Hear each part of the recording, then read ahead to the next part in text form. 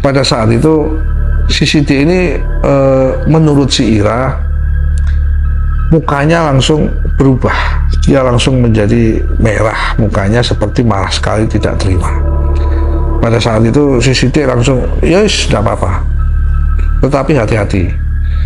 Biasanya kalau ada cewek masuk ke desanya dan dia tidak mau menerima lamaran dari orang di desa tersebut, dia tidak akan bisa balik pulang ke rumah. Beberapa orang mahasiswa ini melihat beberapa orang yang berdiri berderet-deret di balik kelambu.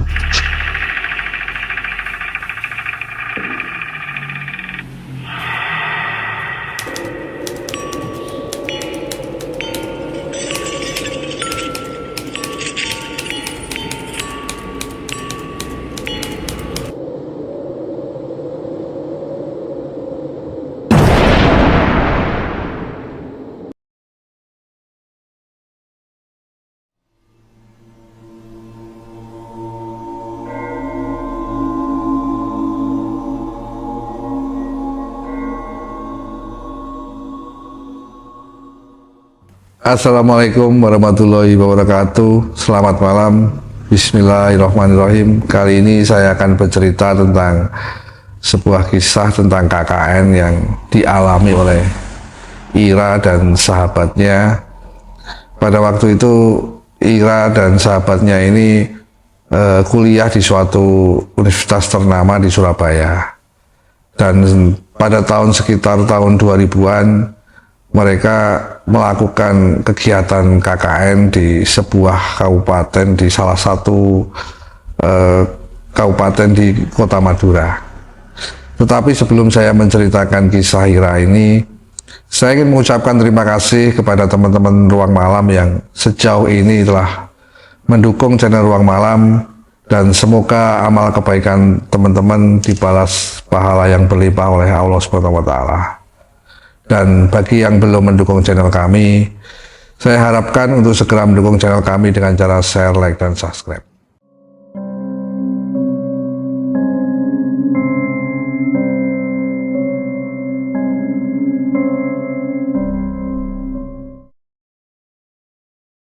Kembali ke kisah Ira. Ira menceritakan kejadian ini sekitar tahun 2000-an yang lalu.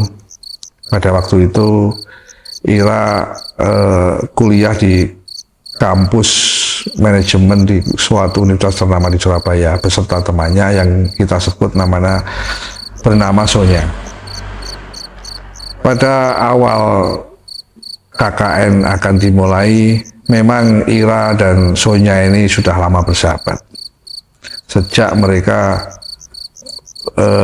pertama kali kuliah di satu kampus yang sama, sehingga pada saat mereka KKN, kebetulan mereka berdua ini juga dijadikan satu dalam kelompok yang sama, dan ini membuat mereka berdua sangat senang sekali. Mereka tidak membayangkan apa yang akan terjadi nanti di KKN mereka, tetapi di dalam pikiran mereka sebenarnya Ira dan Sonya ini sangat takut sekali pada waktu itu, karena mereka ditugaskan KKN pada tahun itu di sebuah kabupaten di salah satu daerah di Madura. Dan kita tahu, Ira pun bercerita, pada tahun 2000-an keadaan desa di Madura ini masih sangat terbelakang sekali. Kebetulan pada waktu itu jalan jembatan Suramadu pun belum dibangun, dan semua daerah-daerah di wilayah Madura rata-rata mereka masih sangat terbelakang. Dan hal ini membuat Ira dan sahabatnya Sonya merasa mungkin nanti mereka akan kesulitan di sana, terutama kesulitan air minum dan fasilitas-fasilitas yang biasa mereka pergunakan di kota besar. Tetapi karena ini kegiatan yang harus dilakukan oleh mereka berdua, Akhirnya mereka berdua dengan senang hati dan mereka dua berpikir bahwa mereka akan berada di desa. Di sana nanti mereka akan melihat sawah-sawah dan lain sebagainya dan beradaptasi dengan warga Madura yang pada waktu itu mungkin masih terbelakang, tetapi itu akan menjadikan semangat mereka nanti. Sampai suatu hari tiba waktu mereka dan seluruh mahasiswa pada waktu itu berangkat. Pada waktu itu semua mahasiswa termasuk Ira dan Sonya ini berangkat naik bis. Setelah itu sampai di pelabuhan mereka berganti oper naik kapal dan akhirnya tidak lama setelah 1 jam mereka melanjutkan perjalanan lagi naik bis. Sampailah mereka ke desa di salah satu kabupaten yang ada di Madura tersebut. Pada awal mereka datang, kelompok Ira ini terbagi menjadi 30 kelompok, salah satunya kelompok Ira ini. Dan pada waktu itu mereka yang berjumlah 30 orang dijadikan dalam satu kelompok dan mereka ditempatkan di sebuah sekolah. Sekolah yang pada waktu itu bisa dikatakan sekolah ini masih ditempati, tetapi karena kelasnya ini banyak dan muridnya ini sedikit, sehingga banyak kelas-kelas yang masih kosong, sehingga bisa dipergunakan oleh mahasiswa untuk menginap selama kurang lebih 40 hari menjalani KKN. Ketika awal-awal berada di situ 1-2 hari, mereka tidak ada permasalahan apa-apa.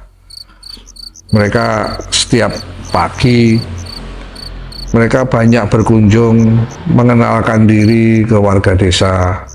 Mereka juga mengikuti kegiatan-kegiatan yang ada di desa tersebut sesuai mata kuliah mereka. Sampai kurang lebih 1 minggu kemudian, sahabat Ira ini yang bernama Sonya pada sore hari, Sonya ini ingin jalan-jalan di desa tersebut. Karena memang sejak awal dia kalau sudah sore, Sonya dan teman-teman ini, mahasiswa ini tidak pernah keluar. Dan pada waktu itu karena mereka sudah jenuh ingin keliling-keliling apa sih yang ada di desa itu, terutama Sonya ini dia penasaran dan ingin tahu apa yang ada di desa tersebut dan kegiatan apa yang dilakukan masyarakat di desa itu. Pada waktu itu Sonya ini mengajak Ira untuk jalan-jalan, tetapi karena Ira ini masih mengerjakan tugas tulis, jadi pada waktu itu Ira tidak bisa mengikuti Sonya untuk jalan-jalan. Akhirnya Sonya ini ditemani salah seorang teman laki-laki di situ untuk mereka jalan-jalan di desa.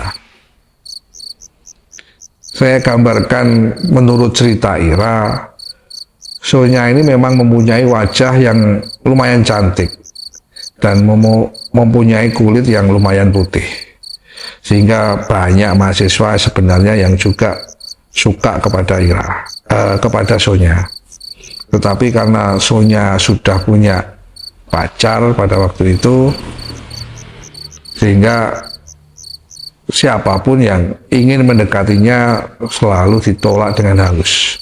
Dan Sonya sendiri mempunyai kepribadian yang baik, dia ramah tamah dan selalu baik dengan semua orang.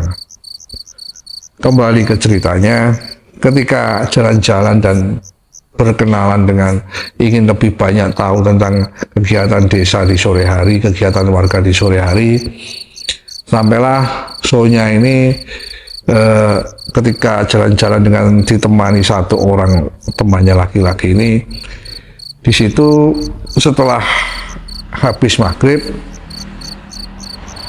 kebetulan ada banyak pemuda yang lagi bergerombol di depan rumah Bapak Kepala Desa. yang kebetulan juga letaknya tidak jauh, sekitar kurang lebih setengah kilo kurang lah, dari tempat Sonya dan teman-temannya ini menginap. Ketika itu Sonya seperti biasa, karena dia ramah tamah, dia menyapa semua orang dan mengenalkan diri kepada para pemuda itu dan bertanya-tanya tentang apa sih kegiatan yang dilakukan pemuda di desa itu, apakah ada karang taruna dan lain-lain. Sampai suatu saat ada seorang pemuda yang kita sebut namanya si Sidik. Ternyata pada waktu itu ketika Sonya ini beramah tamah dan mengenalkan diri dan bertanya-tanya dan seperti akrab kepada pemuda-pemuda di situ, ternyata si Sidik ini diam-diam menaruh hati kepada si Sonya. Dan pada waktu itu si Sidik ini kebetulan juga anak seorang kepala desa. Jadi dia termasuk anak seorang tokoh yang terpandang di situ. Sehingga akhirnya si Sidik ini menawarkan kepada Sonya dan temannya yang mengantarkan itu untuk tidak segan-segan mampir ke rumahnya. Karena dia adalah anak seorang kepala desa dan mungkin kalau ada apa-apa bantuan dan lain-lain, si Sidik ini mau membantu, dan apapun yang diperlukan oleh mahasiswa nanti ketika ada kesulitan, dia tidak segan-segan akan membantu, dan dia juga akan mengatakan kepada bapaknya yang kepala desa untuk mempermudah mahasiswa di situ agar lancar dan cepat selesai apa yang diinginkan. Pada waktu itu si Sonya juga si temannya ini fine-fine saja, dan mereka menganggap bahwa pemuda di desa itu, terutama si Sidik yang anaknya Pak Kepala Desa ini, sangat baik. Dan ketika hari sudah menjelang hampir malam, setelah mereka juga sudah capek jalan-jalan dan berbincang-bincang, akhirnya si Sonya dan temannya ini balik pulang ke rumah, ke penginapan. Dan 1-2 hari setelah itu juga tidak terjadi apa-apa, sampai 3 hari kemudian ketika si Sonya ini bercanda bergurau pada waktu sore hari dengan beberapa mahasiswa teman-temannya yang ikut KKN ini, datanglah si Sidik pada waktu itu naik sepeda motor, dan dia langsung menghampiri teman-teman mahasiswa itu, dan pada waktu itu si Sidik langsung mengatakan bahwa dia ingin mencari seorang mahasiswa yang bernama Sonya, karena ada kegiatan yang ingin dia bicarakan dengan Sonya. Pada waktu itu akhirnya si Sonya ini keluar ditemani dengan Ira. Pada waktu itu Ira dikenalkan oleh Sonya bahwa ini Sidik putra Bapak Kepala Desa, dan dia ingin membantu kita kalau menginginkan bantuan. Nah, pada waktu ketemu dengan Sonya, si Sidik mengatakan bahwa Mbak,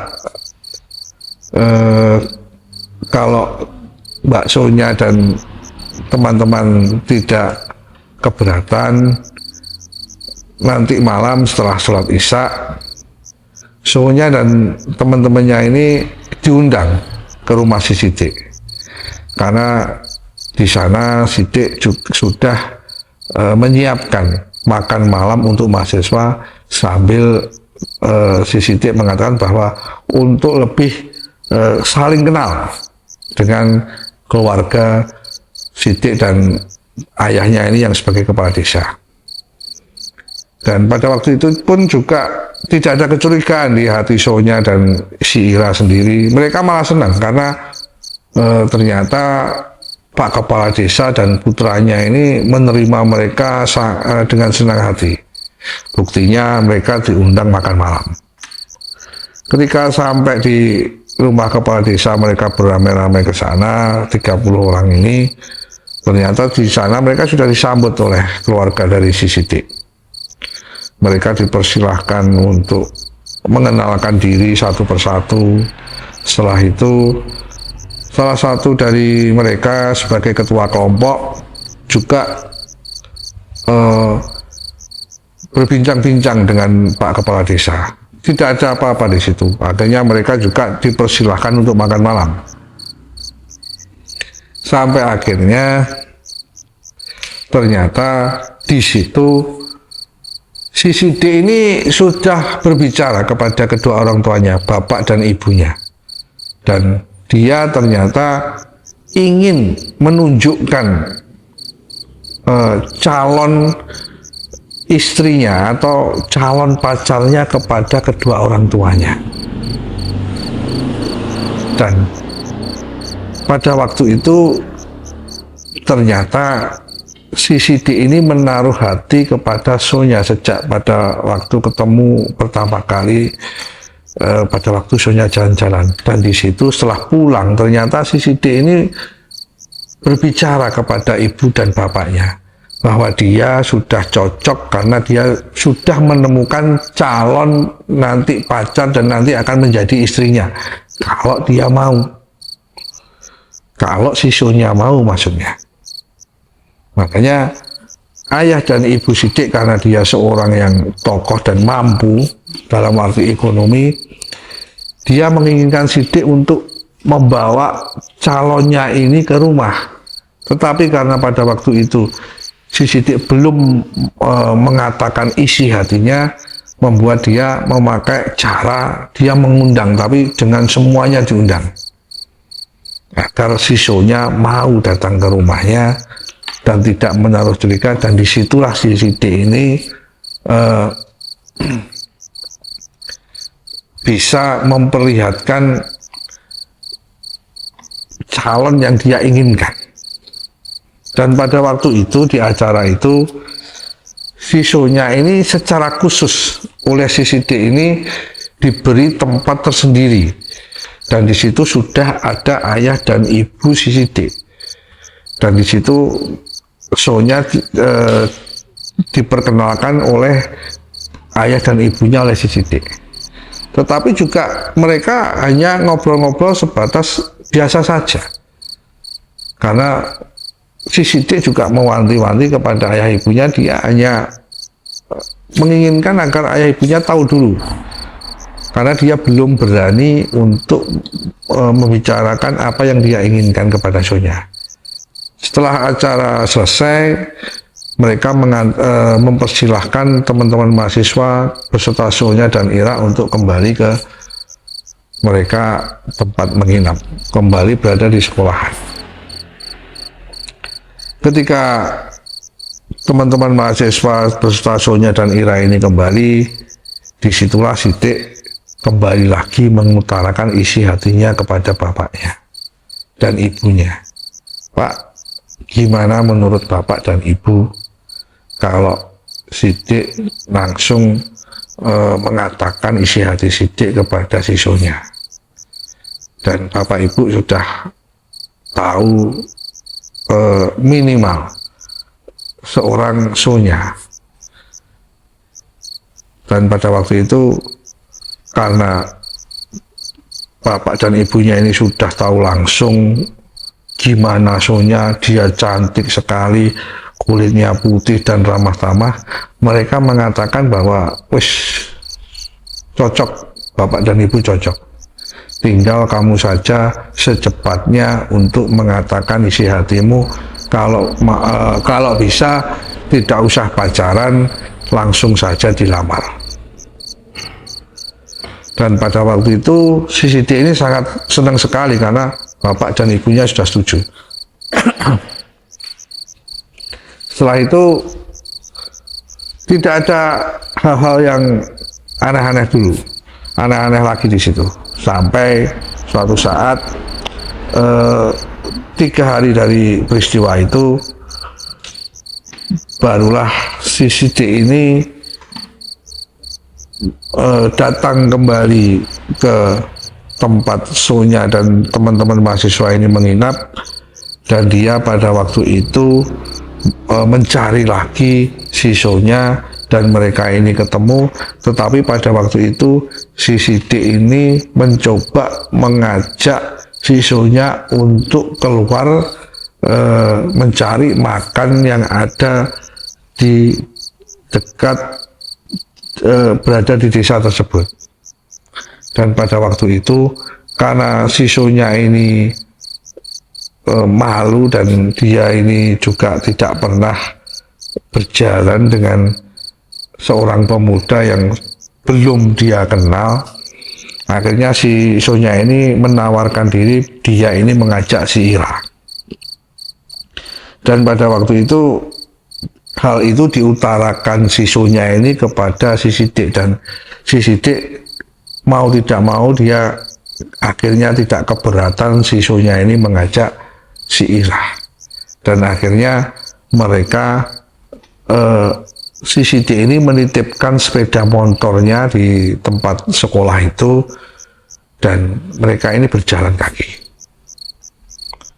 Ketika sampai di lokasi sebuah warung, pada waktu itu warung soto yang ada di desa tersebut. Setelah mereka ini duduk dan memesan makanan dan minuman, pada waktu itu si Sidik ini berkata kepada Sonya bahwa maaf, saya mau mengatakan hal yang sifatnya pribadi dan saya inginkan untuk si Ira ini duduknya agak menjauh. Tapi karena pada waktu itu si Sonya ini tidak tahu dan dia tidak sampai berpikir si Sidik ini mau mengatakan apa, dia tidak menginginkan Ira ini duduk agak menjauh. Dia tetap, sudah toh, kamu ngomong aja apa yang Mas Sidik mau katakan, biar si Ira di sini, biar duduk di sini saja dekat saya, kita biasa kok ngobrol-ngobrol santai, ngobrol-ngobrol terbuka. Dan akhirnya pada waktu itu si Sidik juga mau tidak mau juga memberanikan diri, walaupun di situ ada Ira, bahwa dia mengatakan kepada Sonya dia ini suka kepada Sonya. Artinya dia jatuh cinta kepada Sonya karena kecantikannya dan keramah tamahannya. Dan dia ingin melamar Sonya sebagai istrinya. Pada waktu itu si Sonya ini sangat kaget sekali. Waduh, di Surabaya saja dia di teman-teman mahasiswa yang cowok di sana yang sudah kenal lama, dia menolak karena Sonya ini perempuan yang setia, dia sudah punya pacar, apalagi ini pemuda yang baru dia kenal, dia belum tahu karakternya. Dan pada waktu itu karena Sonya ini dia berhati lembut, Sonya tetap menolak, tetapi dengan kata-kata yang halus agar tidak menyakiti si Sidik. Si Sonya akhirnya berkata, maaf Mas Sidik, kalau Sonya ini sudah punya pacar, sudah punya calon, jadi maaf, bukannya apa-apa, tetapi kita berteman saja. Intinya seperti itu. Pada saat itu si Sidik ini menurut si Ira mukanya langsung berubah, dia langsung menjadi merah mukanya, seperti marah sekali, tidak terima. Pada saat itu si Sidik langsung, yes, tidak apa-apa, tetapi hati-hati. Biasanya kalau ada cewek masuk ke desanya dan dia tidak mau menerima lamaran dari orang di desa tersebut, dia tidak akan bisa balik pulang ke rumah. Jadi pada waktu itu si Sidik itu mengatakan hal itu kepada si Sonya. Dan karena Ira ini dengar langsung, si Ira ini langsung menyahut pada waktu itu. Sebentar Mas, kok Mas Sidik langsung mengancam? Si Sidik pun mengatakan bahwa ini tidak, saya tidak mengancam, tapi lihat saja nanti. Dan akhirnya karena pada waktu itu si Sidik ini kecewa dan si Ira dan si Sonya ini belum menghabiskan makanannya, mereka langsung pamit kembali ke tempat mereka menginap di sekolahan. Dan pada waktu itu setelah si Siti ini membayar, dia menyusul dari belakang. Di situ sekali lagi ketika mereka sampai, si Sonya dan si Ira ini tetap dia menghormati, dia tetap menunggu si Siti ini sampai ke sekolahan sambil menunggu dia datang untuk mengambil sepeda motornya. Di situ sekali lagi si Sonya ini minta maaf kepada si Siti bahwa mohon dimaafkan kejadian yang ada di warung tersebut, karena bukannya mereka ingin berkata kasar, tetapi kata-kata ancaman yang membuat mereka sedikit tersinggung, akhirnya mereka bertingkah seperti kurang enak di depan si Sidik. Tetapi lagi-lagi si Sidik mengatakan bahwa kalau kamu dalam waktu 2 hari saya tunggu tidak merubah jawabanmu, nanti kamu tidak akan bisa pulang lagi kembali ke Surabaya. Dan pada waktu itu si Ira ini juga mendengar ketika si Sidik ini sudah pergi dari lokasi sekolahan tersebut, si Sonya ini menangis karena dia hatinya sakit sekali oleh kata-kata si Sidik. Dan pada waktu itu si Ira mengatakan, sudah, nanti kita laporkan dia kepada bapaknya. Sudah biasa, itu hanya ancaman. Dan akhirnya mereka kembali dan istirahat, dan besoknya pagi hari mereka beraktivitas seperti biasa sampai 2 hari kemudian. Hari yang ditunggu-tunggu oleh si Siti ini. Dan ternyata setelah menunggu sampai sore hari, Sonya dan Ira ini bahkan sudah melupakan kejadian itu. Sehingga ketika habis sholat Isya, si Sidik ini datang lagi ke tempat si Sonya dan si Ira ini dan teman-temannya menginap di sekolahan. Pada waktu itu si Sidik ini membawa 1 orang teman yang tetapi usianya agak tua, sekitar 40 tahunan. Di situ si Sidik langsung, sekarang dia tidak basa-basi lagi, dia langsung mencari si Sonya, dan ketika ditemui Sonya di luar, Sidik langsung mengatakan, gimana? Apakah kamu mau menjadi istri saya? Dan pada waktu itu Sonya juga lagi-lagi dia mengatakan tidak bisa, karena dia sudah mempunyai calon.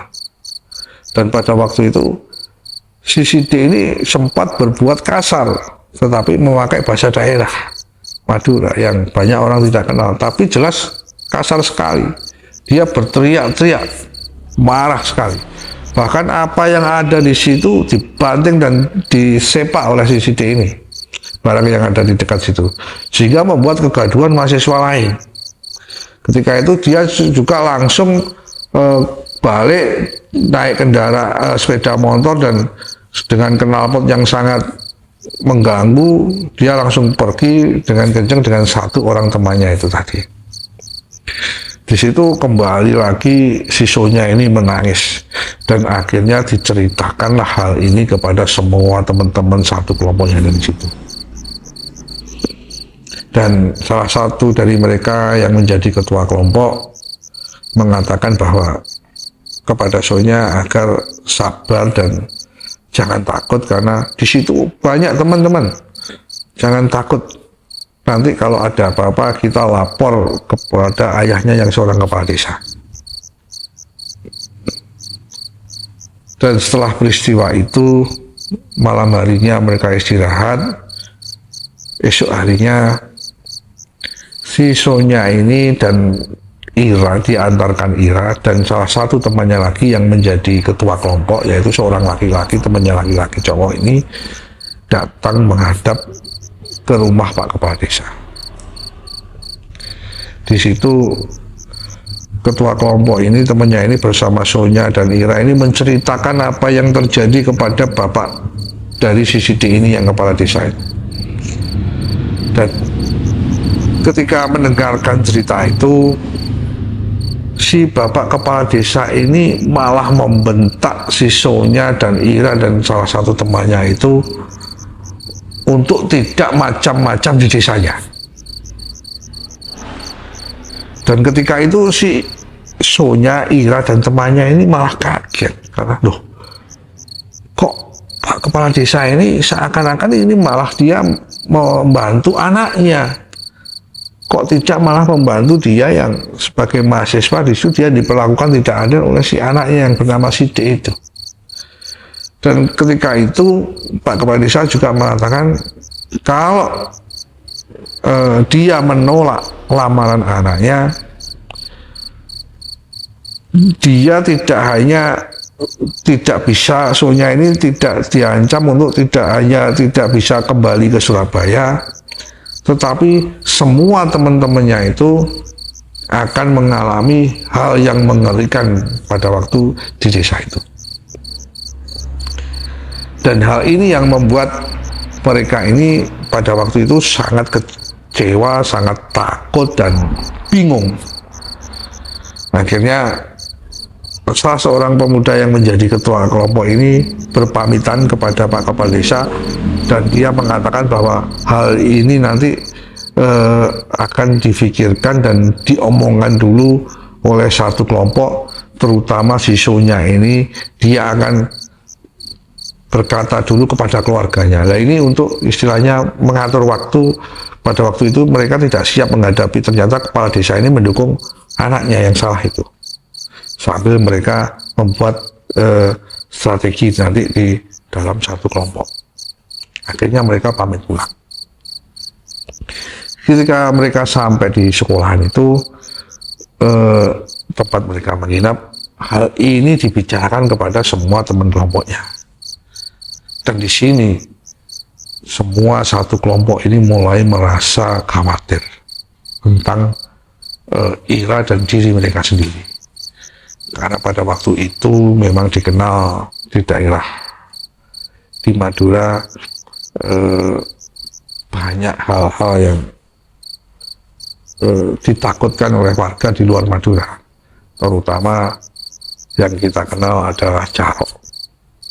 Dan itu membuat teman-teman Ira sendiri dan Sonya ini takut. Nah, dengan budaya-budaya di daerah itu. Sampai suatu malam, ketika satu hari setelah kejadian itu,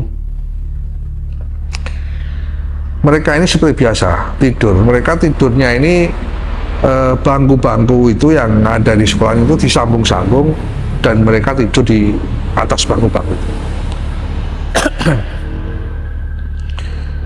Ketika hari sudah menunjukkan pukul 1 malam, ada salah satu dari teman Sonya ini, dia terbangun. Entah kenapa dia ini merasa ada suara-suara yang asing bagi dia.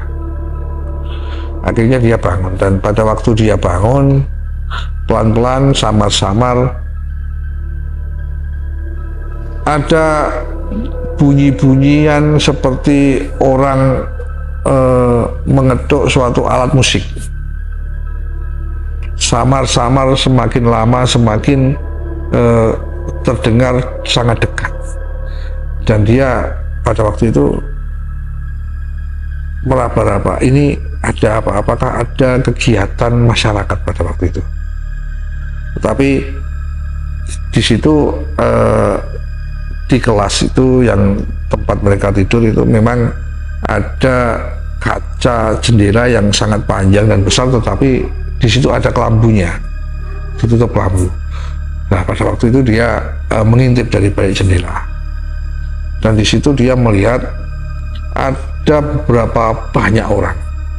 Seperti dia melihat banyak orang, dan orang-orang itu mengelilingi sekolahan yang dia tempati, dan mereka membunyikan alat-alat musik, alat-alat musik adat kesenian. Dan di situ mereka terlihat ada 3 orang yang memakai baju hitam-hitam, ini menari-nari. Tetapi di belakangnya ini orang yang bermain musik tabu-tabuan itu ada beberapa orang ini yang seperti mereka memegang keranda. Dan ketika seorang mahasiswa ini melihat keranda, dia merasakan, wah, ini ada yang tidak beres. Akhirnya dia membangunkan teman-temannya, termasuk sisunya dan si Ira. Ketika mereka terbangun dan mereka sama-sama mengintip bergantian, ternyata apa yang dilihat itu sudah tidak ada. Kembali seperti keadaan semula, sunyi, senyap, hanya suara-suara jangkrik dan kodok. Tidak ada apa-apa. Ini yang membuat si Sonya ini semakin dia takut. Dia merasa bahwa dia sudah mulai diteror, dan teman-temannya ini juga sudah mulai diteror. Akhirnya setelah menjelang pagi,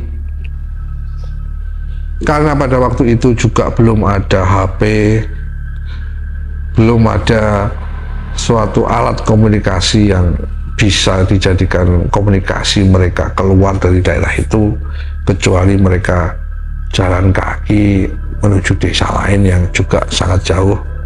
Akhirnya mereka seperti terisolasi pada waktu itu, hanya menunggu nanti kalau ada panitia dari KKN yang datang setiap 10 hari.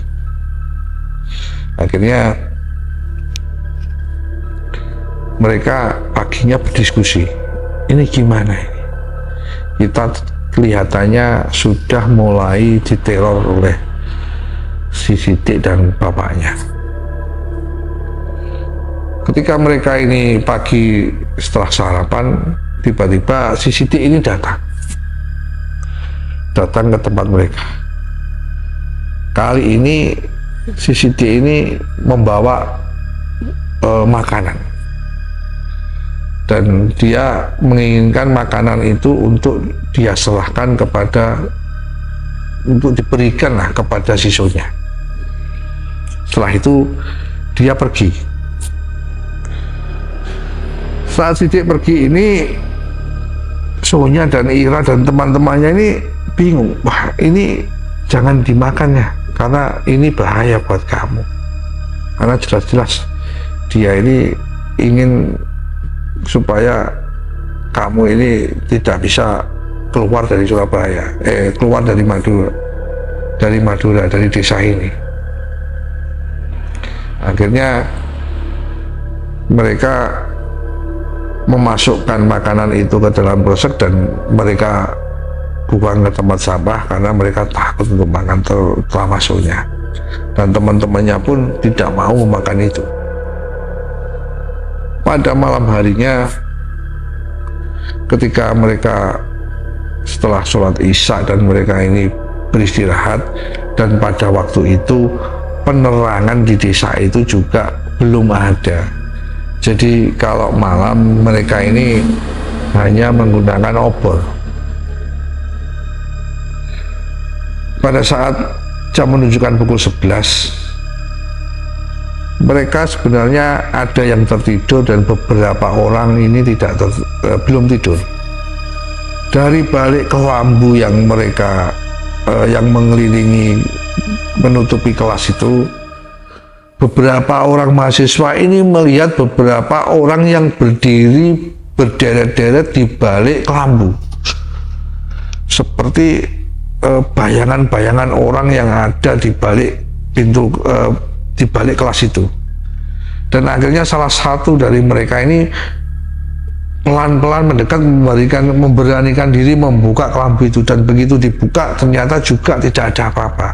Tetapi beberapa orang menyaksikan bahwa ada beberapa sosok orang yang berdiri di balik itu. Dan hal ini yang membuat mereka ini pada waktu itu ketakutan, dan akhirnya mereka sepakat untuk berjaga. Dan pada saat mereka ini berjaga, gantian untuk tidak tidur semua, berjaga-jaga. Dan ada mereka yang bersiap-siap mengambil mencari kayu untuk dibuat mereka ini berjaga-jaga. Karena pada waktu itu, pada kelompok itu dibagi separuh-separuh. Separuh ini mahasiswa perempuan, separuh ini mahasiswa laki-laki, jadi 15-15. Terutama ke-15 mahasiswa cowok ini mereka berjaga-jaga.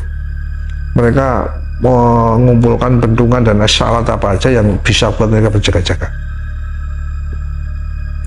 Tepat pukul 12 malam, ketika mereka ini tegang-tegangnya, mereka sambil merokok dan berdiam diri, menjaga diri di kelas itu bersama beberapa teman itu, tiba-tiba ada suara seperti letusan duar di atas kelas yang mereka inapi itu.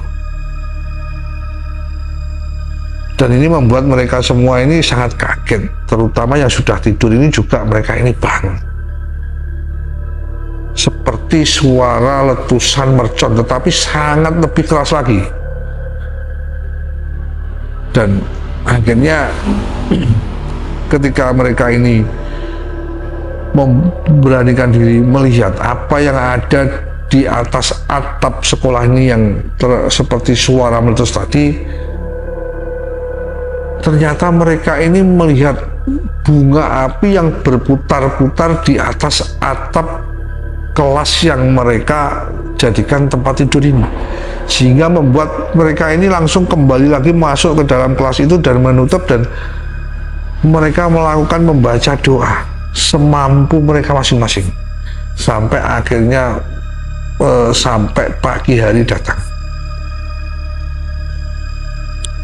Ketika pagi hari, sebenarnya setelah mereka makan pagi, ketua kelompok ini mengumpulkan beberapa temannya itu dan mereka berdiskusi. Mereka ini sebenarnya akan berjalan menuju desa sebelah, menuju kelompok sebelah untuk melaporkan apa yang dia alami. Dan pada waktu itu sepakat ada 4 orang yang memberanikan diri untuk untuk keluar dari desa itu. Dan ketika mereka akan keluar dari desa tersebut, ternyata di jalan desa yang menuju ke tempat desa sebelah, ke tempat kelompok mereka ini, sudah dijaga beberapa warga yang kelihatannya itu suruhannya Bapak Kepala Desa dan CCD. Dan di situ mereka ini sudah membawa golok dan macam-macam, celurit dan macam-macam, sehingga membuat keempat mahasiswa itu takut dan akhirnya balik lagi ke sekolah. Jadi bisa diceritakan setelah kejadian itu mereka ke-30 mahasiswa ini tidak nyaman dan mereka tidak bisa melakukan KKN dengan sebaik-baiknya. Jadi mereka seperti terkurung di dalam sekolahan itu. Tidak ada satupun warga yang bisa diajak kompromi oleh mereka. Sampai akhirnya ada salah satu dari mahasiswa tersebut mengalami kesurupan. Setelah itu merambat ke teman-temannya yang lain. Dan akhirnya mau tidak mau mereka ini lari ke dalam masjid musola setempat, dan di situ ada seorang tokoh agama dan pada waktu itu mau menolong teman-teman Sonya dan Ira ini yang kesurupan, dan alhamdulillah pada waktu itu bisa disembuhkan. Ketika itu mereka juga menceritakan apa yang terjadi selama ini, tetapi si tokoh agama ini yang berada di situ kelihatannya pada waktu itu juga tidak bisa memberi jalan keluar kepada teman-teman mahasiswa termasuk Ira dan Sonya. tetapi dia menawarkan diri kalau 2 atau 3 hari lagi dia ini biasanya belanja di warung yang berada melewati 3 desa dari desanya, dan di situ dia mungkin bisa minta tolong atau mengabari teman-teman yang ada di desa lain, karena dia mengatakan bahwa kepala desa yang ada di desa itu sangat otoriter dan sangat kejam. Dia tidak ingin dia dan keluarganya nanti menjadi korban kekejaman dari bapak kepala desa. Akhirnya sambil menunggu 3 hari itu, mahasiswa ini, Ira dan Sonya ini akhirnya melakukan apa yang biasa dia lakukan. Dia tidak berani keluar dari sekolahan itu. Kebetulan bekal mereka masih cukup untuk mereka makan selama kurang lebih 7 hari ke depan. Setelah itu, pada malam harinya, sekitar pukul 9 malam, pada saat Sonya dan teman-temannya ini belum bisa tidur, mereka masih ada yang ngobrol, ada yang duduk-duduk, juga ada yang berbicara ke sana kemari. Terjadi lagi suara ledakan yang berada tepat di atap tempat kelas mereka ini tinggali, dan suaranya juga sangat keras sekali. Wah, dan ini membuat mereka ini kaget, dan akhirnya mereka sekali lagi memberanikan diri membuka pintu kelas, dan mereka akan keluar melihat apa yang terjadi di atap kelas itu. Tetapi ketika mereka ini membuka pintu kelas, di situ mereka ini melihat beberapa sosok pocong ini sudah berdiri di halaman sekolah tersebut. Tidak hanya 1-2 pocong, tetapi puluhan pocong ada di situ. Dan ini membuat mereka ketakutan, akhirnya menutup kembali pintu kelas itu, dan mereka ini menangis sejadi-jadinya malam itu. Dan mereka akhirnya berdoa sejadi-jadinya sebisa-bisanya malam itu.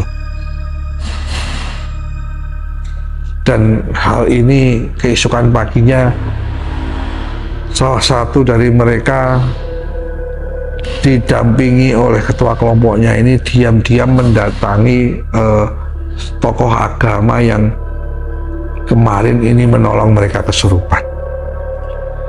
Dengan mereka ini menangis, mereka ini meminta pertolongan untuk bisa lepas dari teror bapak kepala desa dan Siti ini. Ketika mereka ini ngobrol-ngobrol, tiba-tiba ada suara buak dari luar pintu bapak tokoh agama ini. Begitu dibuka, di situ juga sudah ada bangkai tikus dan bangkai ayam yang dilemparkan, entah siapa yang melempar. Dan hal ini membuat ketakutan si mahasiswa itu kedua tadi, dan pada waktu itu ditentangkan oleh tokoh agama itu, sudah, kalian cepat kembali ke tempat kalian menginap, ini nanti saya selesaikan. Yang penting kalian selamat, saya dan keluarga saya selamat. Dan akhirnya mereka ini kembali ke sekolah tempat mereka menginap, dan mereka mengatakan hal itu kepada teman-temannya, dan terutama si Sonya ini merasa dia ketakutan, dia merasa bahwa benar dia tidak akan bisa pulang dari tempat itu, dan dia ini sebenarnya mau menghubungi keluarganya untuk meminta tolong, tetapi pada waktu itu belum ada komunikasi HP dan semacamnya. Jadi mereka semakin merasa terisolasi di situ. Tetapi mereka ada sedikit lega, karena besok tepat 10 hari mereka ini melakukan KKN, dan besok pasti ada panitia datang ke tempat mereka, dan mereka akan meminta tolong di situ. Dan ini yang membuat mereka ini masih mempunyai harapan, dan akhirnya mereka istilahnya ini mengikhlaskan apa yang terjadi tadi ketika mereka ke tempat tokoh agama itu dan mereka pada hari itu beraktivitas di kelas itu seperti biasa. Mereka saling menjaga antara yang lain, terutama siswanya ini, dan mereka akan menunggu datangnya esok, mereka akan mendapatkan pertolongan. Setelah jam 4 sore menjelang maghrib, dan pada waktu itu setelah mereka melaksanakan sholat maghrib, karena maghrib sudah datang, ternyata ketenangan mereka kembali terusik menjadi peristiwa yang sangat mengerikan dan diingat mereka sampai saat ini. Jadi pada waktu itu setelah sholat isya, ketika mereka ini melakukan doa bersama supaya pada malam itu mereka tidak diganggu lagi, tiba-tiba ketika mereka berkumpul di kelas itu dan mereka ini melakukan doa bersama, tiba-tiba pintu kelas yang mereka yakini sudah kunci dengan sangat rapat ini ternyata pada waktu itu membuka keras dengan sendirinya, berubah, dan di situ ada angin yang sangat keras sekali masuk ke dalam kelas yang mereka tempati itu. Dan mereka ini akhirnya berkumpul di pojok menjadi satu. Mereka melakukan doa-doa, terutama mereka mengerumuni siswanya ini agar terselamatkan dari malapetaka. Dan pada waktu itu angin ini sangat kencang sekali masuk sampai memporak-porandakan bangku-bangku yang ada di situ. Dan ketika angin ini sudah mulai agak reda, mereka mendengar suara-suara seperti suara yang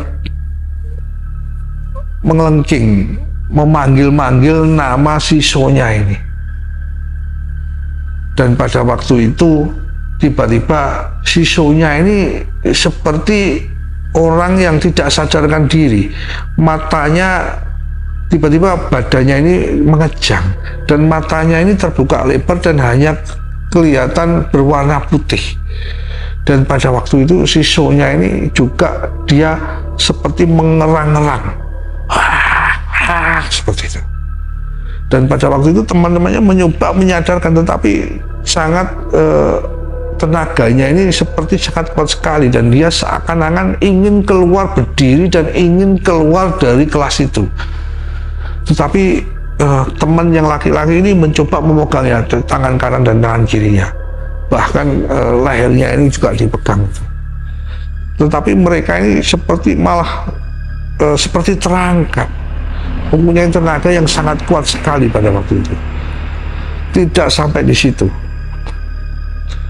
Ketika mereka ini masih kacau dengan keadaan Sonya, tiba-tiba datang lagi beberapa puluh pocong yang sudah berdiri berderet-deret di depan halaman dan ada juga yang di depan pintu kelas itu.